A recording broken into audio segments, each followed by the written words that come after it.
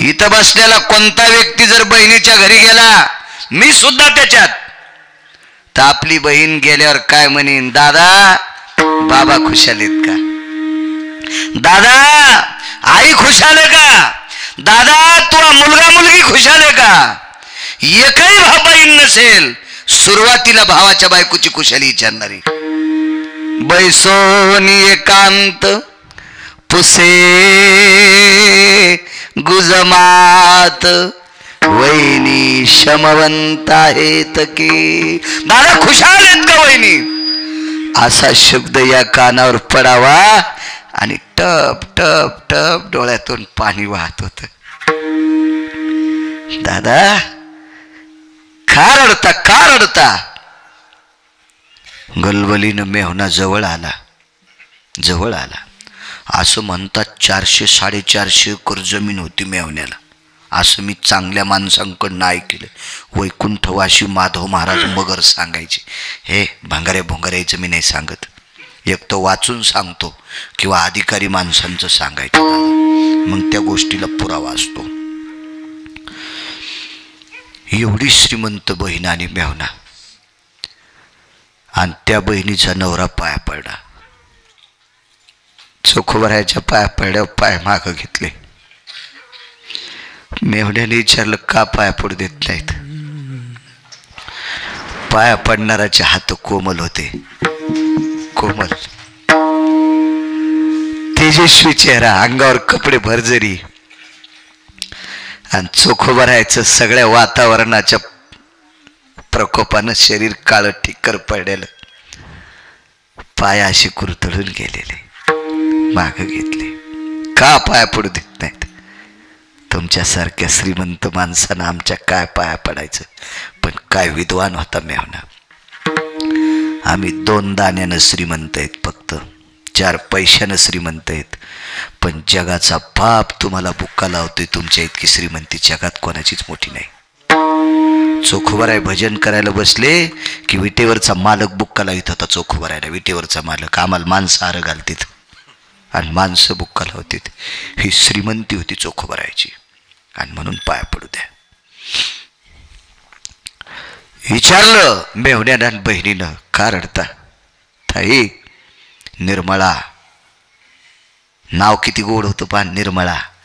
काय सुंदर नाव असेल निर्मळा.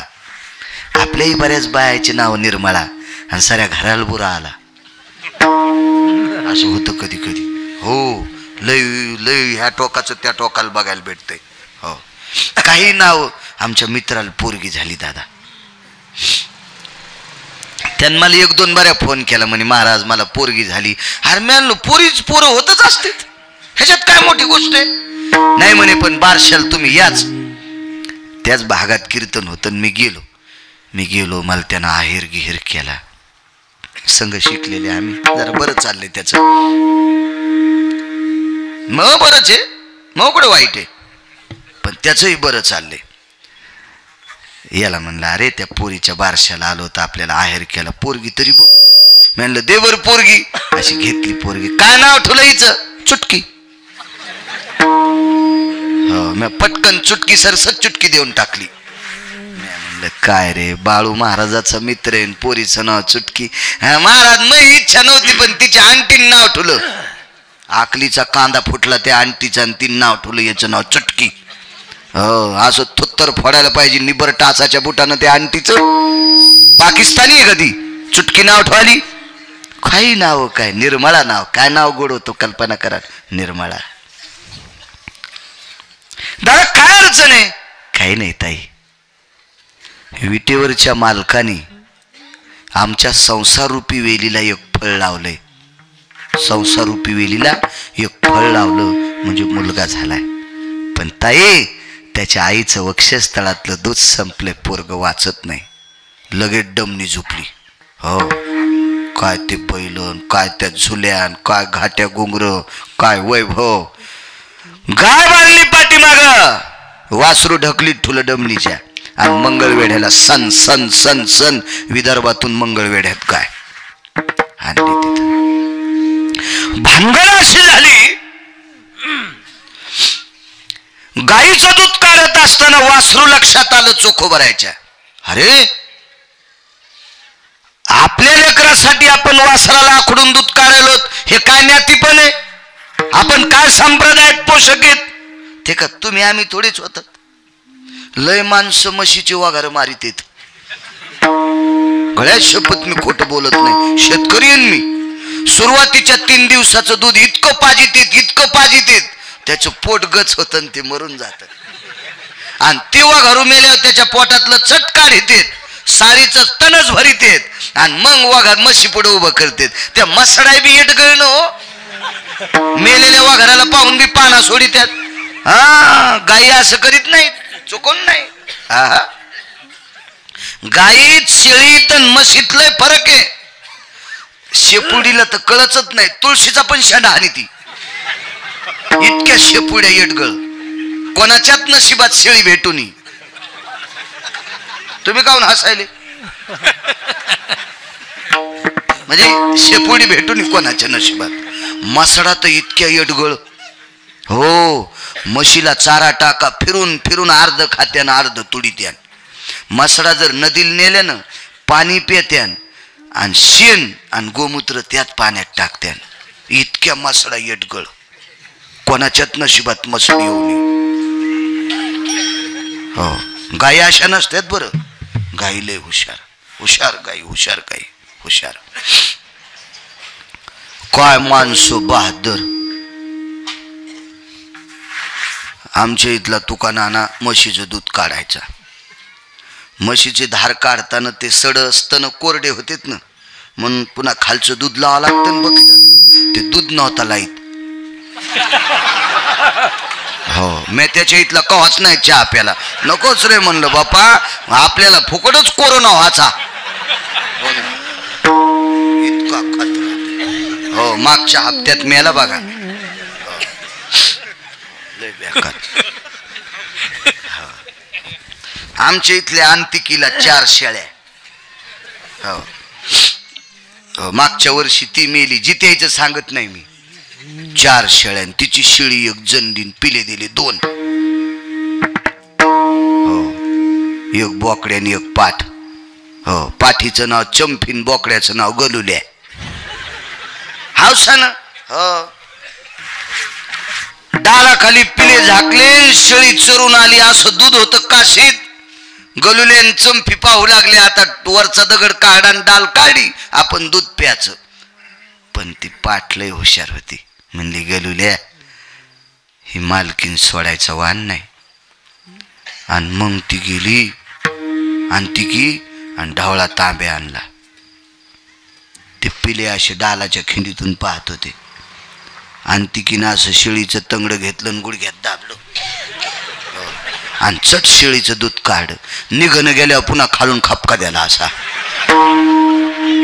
खपका खालून. हो, तुम्ही जरी नसत्यान पाहिल्या शेळ्याचं दूध काढताना तर मी पाहिलं ना. हो, अशा शेळ्या, अशा बायका. चोख भराय होते ते म्हणले कशाला आगावपणा करायचा. वासरू सोडून दिलं आणि बायकोला सांगितलं आपली ताकद नाही दूध काढायची. हा, मालक पोरग काय काळजी करू नको. पंढरपुरातल्या मालकाकडे तोंड केलं मंगळवेढ्यातून. हात जोडेन देवाला सांगितलं, देवा काहून अपमान करतोस रे? तुला मागितलं होतं, तुला नारळ फोड नाही, तुला उदबत्ती लावली नाही, तुला साखर पेढे वाटले नाही, काही तुला पाया पडत असेल, तुझं भजन करत असेल तर निष्काम भजन केलं ना रे, काही मागितलं नाही. कामच्या संसार रूपी वेलीला फुल लावलंस आणि ते चुरगाळून टाकायलाच. पुराणात ऐकील तर त्याच्या रूपात लय ताकद आहे. कोटी ब्रह्महत्या मुख पाहता जाते, ताकद आहे. पण पाहू दिलं नाही तुमच्या आमच्या सारखे. त्याला बुक्का लावायला देव यायचे, त्यावेळेला डोळे झाकून भजन करायचे. विटेवरचा मालक बुक्का लावून निघून जायचा. विचारलं एक जणाला. मंगळवेढ्यातून एक व्यक्ती पंढरपूरून वापस आली. विचारलं लांबून, 50 हाताच्या लांबून लोटांगण घातलं. काय चोखा? धनी, मालक कसे दिसतात इटेवरचे? उभं म्हातार होतं, हातात आकड्याची काठी होती, जमिनीवर मातुड होतं, त्या मातुड्यावर विटेवरच्या मालकाचं चित्र काढलं. तितकंच पाहिलं. घरी येऊन एक काडी घेतली, निमस्ती चट फाटलेली होती, दंड काळा टिक्कर झालेला वातावरणानं, आणि त्या दंडावर विटेवरच्या मालकाचं चित्र काढलं. हो. आणि घरी आले आणि बायकोला सांगितलं, सोयरा एका सेकंदाकरता डोळे जरी यानं उघडले तर पोरग वाचत आहे. त्यांनी सांगितलं 1 तास झालं मुठी इतक्या वळल्याता, आता उकलल्या तरी उकलनत. वृक्ष त्वचा झाली वृक्ष. एकदा उघडवून डोळे उघडायला लावणं. मालकानं दिलेल्या शब्दाची वचन पूर्तता म्हणून पदर तोंडावर टाकला आणि हृदयाला लेकरू लावलं. त्राण होता अंगामध्ये. मोठ्या आवेशानं आईचं स्तनमुखात धरलं. ओरडा असल, निर्बळ झालेलं लेकरू, हताश झालेलं लेकरू, त्वचा वृक्ष झालेली लेकरू, काळी निळी त्वचा पडलेली कर्ममेळाची. आईचं स्तन मुखात धरलं, पण दुधाचा थेंब नाही आला. पदर बाजूला गेला आणि तितक्या अवकाशात आईकडे त्यानं बघितलं असेल, माय तू पण मला दूध सोडत नाहीत. तितकेच डोळे उघडे, तितक्या टायमात दंड दाखिला. तरतरीत तरतरीत तरतरीत चित्रातला जगाचा बाप पाहिला. चित्रातला प्रत्यक्ष नाही, प्रतिमेतला जगाचा बाप पाहिला. अत्यंत लसलसीत नाविन्य, टवटवीता, कोमलता त्या कर्ममेळाच्या जीवनात प्राप्त झाली. चित्रातला देव पाहिल्याच्या नंतर चित्रातला तर विटेवरचा पाहिल्यावर काय होईल ही त्याच्या रूपात ताकद आहे. म्हणून शिंदे बुवा रूप पाहता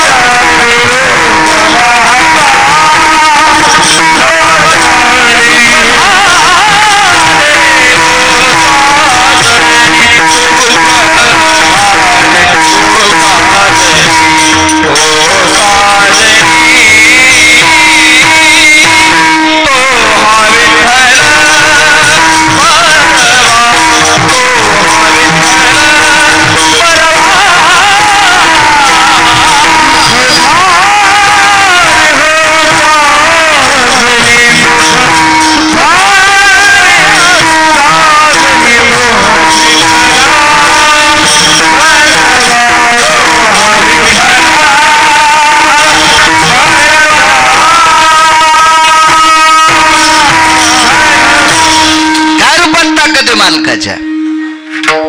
एका मुसलमानाची पाठ दुखू लागली. वारकरी संप्रदायात जातील समन नाही. यातायाती धर्म नाही विष्णुदासा, निर्णय तो आईसा वेदशास्त्री. तुका म्हणे नाही जाती सर्व काम, ज्याचे मुखी नाम तोची धन्य. वैष्णव चांभार धन्य त्याची माता. काय ताकद आहे. हे चर्मकाराच्या कुळात आहे, पण वारकरीला त्याच्या आईला धन्यता दिली. हो का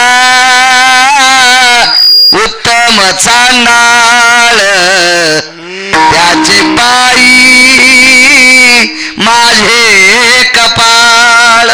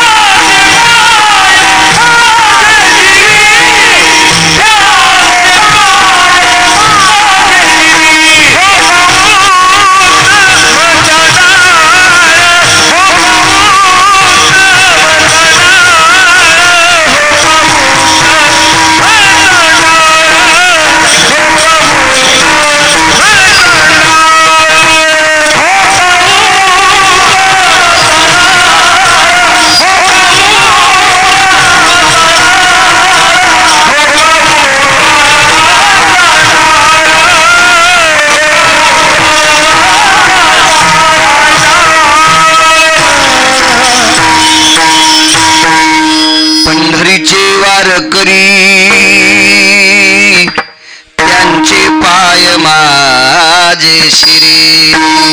साध्वी जनाबाई म्हणतात कोण्या कुळातला हो का उत्तम चांडाळ. उत्तम कुळातला आहे का चांडाळ कुळातला आहे. वारकरी आहे ना त्याचे पाय माझ्या डोक्यावर. काय करायचं जातीचा संबंध. जातीचा संबंध आपल्या पोरापोरीचे लग्न करण्यापुरता असावा, बाकी गोष्टीसाठी नसावा. केळी कोण लाईत आहे अरे दादा हिंदूचे माणसं आणि ही कितीत कोण मुसलमान. एकादशीला केळ खाल्ल्यावर मुसलमान मधात निघला का. केळात निघतो का मुसलमान. केळी लावल्या कोणी तुम्ही हिंदूच्या माणसाने. आणि इकायलीत कोण चांद पाशा अख्तर भाई हो चाऊस मिया महमूद खा हे सगळेच कितीत का नाही बिचारे आहे का नाही. हो मी तर असं समजतो आमच्या दारातून जास्त केळीचे गाडे गेले की मी पोरायला म्हणतो अरे एकादशी रे आजची. म्हणजे त्याला कळतं आपले उपास काही ना काही चतुर्थी तरी असेल काहीतरी असेल श्रावण सोमवार तरी असेल ते त्या दिवशी जास्त गाडी घेऊन येते. म्हणजे त्यालाही कळतं. काय करायचं आपल्याला बाकीच्या गोष्टी. वारकरी संप्रदायामध्ये कुठल्याही जातीला नाव ठेवणं हे मूर्खपणाचं टोक आहे. यारे यारे लहान थोर याती भलते नारी नर किंवा सकळाशी येथे आहे अधिकार. हे नामस्मरण करण्यासाठी सगळ्यांना अधिकार. जातीचा काही संबंध नाही. बाळे नारी नर आदी करोडी वेशाही. बाळे नारी नर आदी करोडी वेशाही. बाळे नारी नर आदी करोडी वेशाही.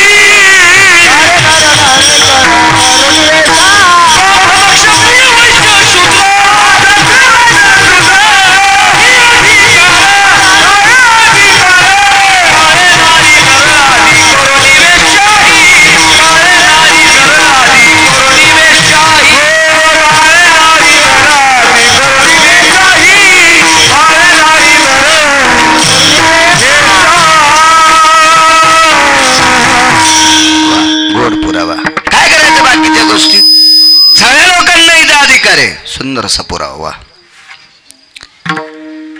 एका मुसलमानाची पाठ दुखू लागली. लय डॉक्टर पाहिले लय डॉक्टर. आखरीच्याला मेडिकल खाची वेळ आली. चट मेडिकल. डॉक्टर आला की त्या मुसलमानाला राग येऊ लागला. मुसलमान का असं बारीकस होतं काय. एका प्रांताचा राजा होता ते मुसलमान. एका प्रांताचा राजा श्रीमंत बादशाह सरकार बनायचे लोक जहापणा बनायचे त्याला. एवढा श्रीमंत मुसलमान आणि पाठ दुखायली. लय औषध खाल्ली लय औषध वरून लावले लय औषधाचा वास घेतला लय दोऱ्या गांड्या घातल्या लय जणांना अंगुरी केली. हे माणसं अशी जातात ना काय काय कर वेळच येऊन जसं दुखत का ते कुठं जातो दोऱ्या घालणाऱ्याकडे. हो काय त्या दोऱ्या घालणाऱ्याला अक्कल आहे. कोंबड मारायच्या आधी खातू सोमळ्यात येऊ. ही लेकराला सोडणी झाली वैदाची दोरी. दारूची शिष्याना लय आहे चोरी. अरे कोंबड्याचा जीव गेला करी चिवची. निर्दयी माणसाला कशी नाही की. बुवा रंगान दिसतो बगळा ग याचा पंथ चलय असे वेगळा.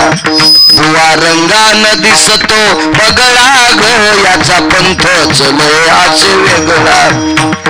देवाच्या नावाखाली मठासाठी पट्टी जमल्याल्या पट्टीवर चाले हातभट्टी. बुवा रंगान दिसतो बगळा ग याचा पंथ चलय असे वेगळा. बुवा रंगान दिसतो बगळा ग याचा पंथ चलय असे वेगळा. आणि याच्याकडे पण रांगाच रांगा लागल्या लोकांच्या. हे भारतातला या देशाला अशी एक कीड लागली. नालायकानं दुकान टाकलं तरी त्याच्या दुकानावर गिऱ्हाईक आहेच.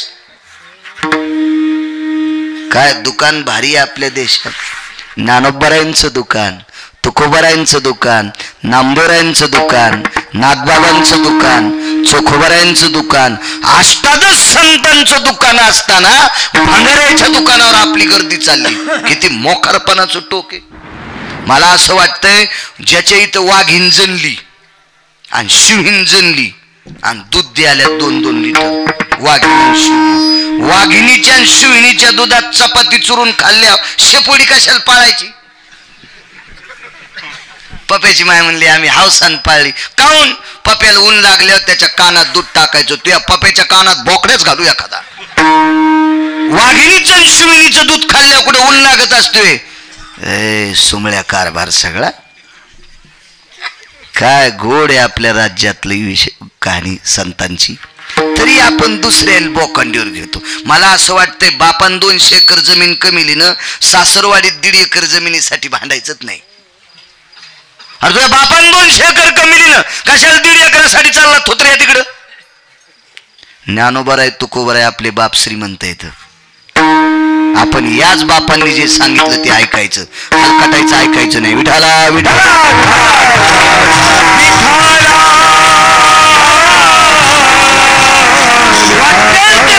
केले त्या बादशाने. नाना प्रकारचे प्रयत्न केले, वाटतील ते प्रयत्न, काही प्रयत्न. मलाही माणसं काय काही विचारित होय कस करावं म्हणून. आज एक जणांनी प्रश्न केला काय झुलायली?